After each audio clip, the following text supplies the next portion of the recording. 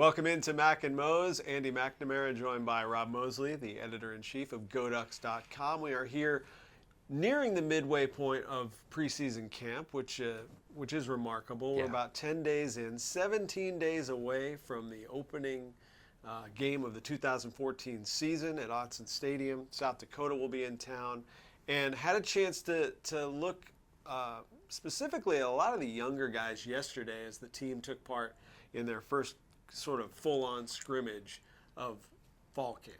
Yeah, guys like Marcus Mariota, DeForest Buckner, guys, Ifo Ekpeolumu, don't need to see a lot of them yet. It's really, hey, who's got a chance to help this team? Who do you maybe need to spend the next 10, 12 days really coaching up because they have a chance to help? And who do you need to prepare to play in games? And then get a sense to, who are guys that probably could use a year to redshirt? You've got, the luxury at a certain position to allow them to sit out. I think I took away from yesterday that was something that probably coaches were putting a lot of thought into coming out of it. But there was still a lot to enjoy just as a football fan too. Guys making plays, watching Devin Allen and Johnny Lloyd and Royce Freeman run around and Tyson Coleman being able to cut it loose a little bit. So there was a lot to enjoy from that point of view too. Well, one of the things that you don't really necessarily think about, but it was in Autzen Stadium. Right. And for guys like Royce Freeman, some of the true freshmen, that's their first ever, quote-unquote game in Autzen Stadium. There's not a huge crowd, but there is an importance there to just get familiar with the surroundings a little bit. The playing surface is a little bit different, not a whole lot, but a little bit different from the practice fields. It's not quite as open. It's a lot more contained in there. And it's a chance, like you say, for those guys to kind of show what they have to offer and make the coaches' jobs difficult when it comes time to setting that first depth chart. Yeah, there was 60,000 missing elements to the vibe that are going to make for game day being a lot different than what the scrimmage was like. All those crazy fans, but yeah, just in terms of getting used to the surroundings and walking into the stadium before a game and making your way over from the locker room, I'm sure was fun for those guys. Scott Frost and Don Pelham going up and watching from the box, and they're breaking out the headset, so working out the kinks there in terms of the on-field communication, things they haven't had to do in a few months. But yeah, it was, Royce Freeman was fun to watch. Tyrell Crosby, who's playing a lot, with the twos right now at tackle. Some young guys, Glenn Iheanacho, Khalil Oliver, played quite a bit on special teams. Looked like they may be guys who could crack the rotation there. So there's still a lot up in the air. I'm sure again that was a great evaluation period for the coaches in terms of where some of those guys stand. Another area that was focused on heavily was special teams yesterday. Yeah. Not that it isn't during normal practices, but this is the first time we saw some live kickoffs, some field goals with real goalposts in real situations. And Matt Wogan, to me, stood out as a guy who, got off to maybe a little bit of a slow start in camp, and has the added responsibility of also competing for the punter job now as well as the place kicker. And the ball was just jumping off his foot yesterday. Yeah, they work on a special teams or two during practice, but yeah, the live hitting and to the extent they did drills yesterday was really interesting to watch. Wogan puts his first attempt of the day off an upright, so barely missed. And then is perfect the rest of the day, which I think for him will be a confidence booster. He made a 41-yard kick that had plenty of distance, which was really good. Ian Wheeler, walk-on, did take the first reps punting, and then Wogan got in there. So that clearly is a competition that's still ongoing. Wheeler's a guy that you and I both were impressed with last year in practices. A shorter guy, but good leg strength, and I think consistency to. You want hang time and you want placement as much as anything else, and he looks like a guy who can provide that. Johnny Lloyd and Devin Allen each brought punts back for touchdowns, which was really impressive. Johnny Lloyd is so quick as a returner. He also had one punt that he read wrong. I couldn't tell. I looked up. I couldn't tell if he muffed it or if it hit and then he tried to field it, but. So he's not perfect, but he hasn't been playing football, for the last 5 years real consistently. But if he's a guy they think they can have some confidence in to field the ball, I think he can really be a weapon. He's a guy we see out there every day. It seems like he's involved in something every single practice. Yeah. He gets a ton of reps, Yeah. both at receiver and, as you mentioned, in the return game. But I agree, his quick feet yesterday. I don't want to throw out a DeAnthony comparison because he doesn't have that just afterburner Right. type speed.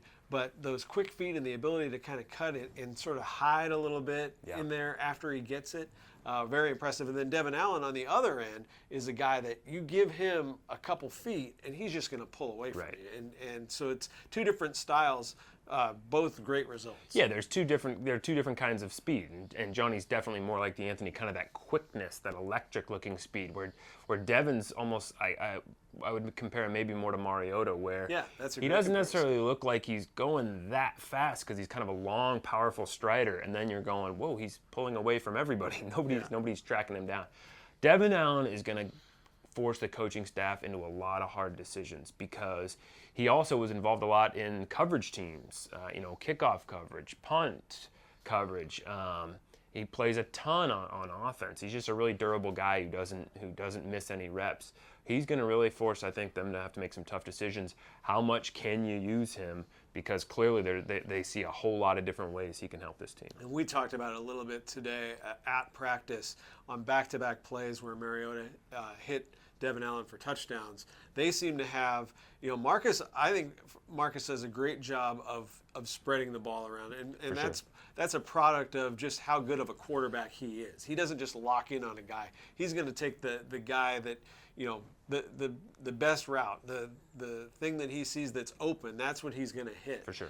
But there just seems to be a little bit maybe of a chemistry starting to develop between those two guys where they're on the same page. Yeah, I mean, route running these days is so complicated. I mean, it's not, you don't look at a picture on the page and have one option and that's the route a guy's going to run, and so the quarterback knows exactly where a guy's supposed to be. There's so many options that exist in route running anymore.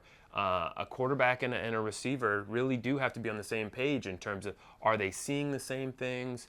Are they processing the same in terms of, okay, how should we react to the coverage that we're seeing, and what sort of adjustment should we make pre-snap and then even after the snap? So there really is a lot of chemistry that can be involved in there, and it does seem like Marcus and Devin are really on the same page. Well, we talked about the offense, talked about the special teams. Before we wrap up, let's hit on the defense a little bit. You had a chance to speak with Eric Dargan after practice today. That is a group, a position group that is just loaded with talent. Of course, you have Efo back. You have Dargan back, guys that have legitimate starting experience. But then you have some other guys that are in the mix. Troy Hill's played a ton for this team over the years. Dior Mathis saw more time last year, so he's an experienced guy. And then the other safety spot with Tyree Robinson as a possibility. Reggie Daniels, who had a great spring, also in the mix there. So a lot of options. And that could really be, as we talk so much about the Oregon offense and how explosive they are and how fast they play. But if the defense is better than average, right, it's going to make the offense that much more dangerous because they're going to have short fields.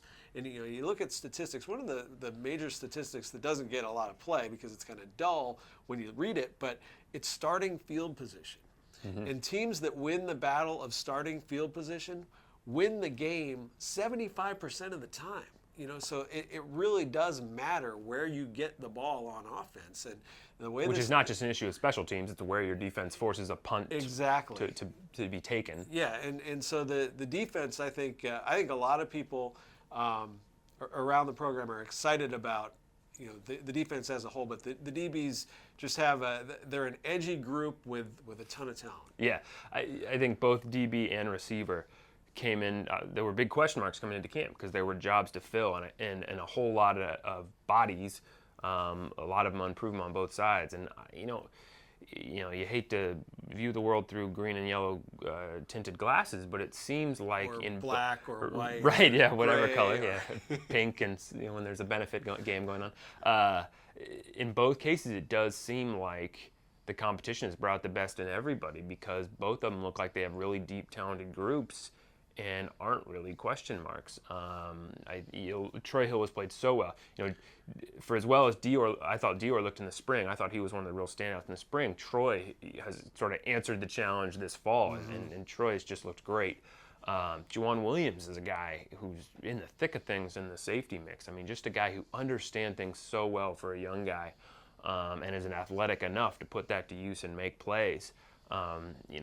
Those true freshmen have a ton of talent. Like we were mentioning, Oliver, Iheanacho, Arian Springs, but I don't know, if they don't break through on special teams for as good and ready at times as they look, I don't know if, they're going to be needed. They're going to have the luxury of redshirt. And defensively, though, for me, I mean, it starts up front, and I've noted it a ton in the practice reports I've been writing, but DeForest Buckner and Eric Armstead and Balducci just look uncontainable right now. I mean, getting off the bus, there's not going to be a scarier looking group, at least out west. And, if there's an O-line that can handle those dudes, that'll be a fun battle to watch. I think Rodney Hardrick looks so much better. We talked a lot about could this linebacking core improve kind of impact plays like tackles for loss coming off last year when that statistic dropped. And Rodney's in the backfield all the time. Tony Washington looks like a better player. I'm really excited to see those guys take the field and see what kind of impact this defense can have. Well, still a little bit more than halfway left in preseason camp, so we'll have a chance to talk a couple more times before the opening game of the season. It is South Dakota, not South Dakota State. Even people internally, throw that name around. University of South Dakota. They are the Coyotes, and they will be here at Autzen Stadium on August 30th. And it's a fun time, certainly, to be in Eugene right now as everybody is excited for Oregon football to resume once again. Do you have any questions for us, comments about our little show here? Please feel free to get in touch with us. I'm at McNamara UO. He is at Duck Football. And we'll talk to you next time.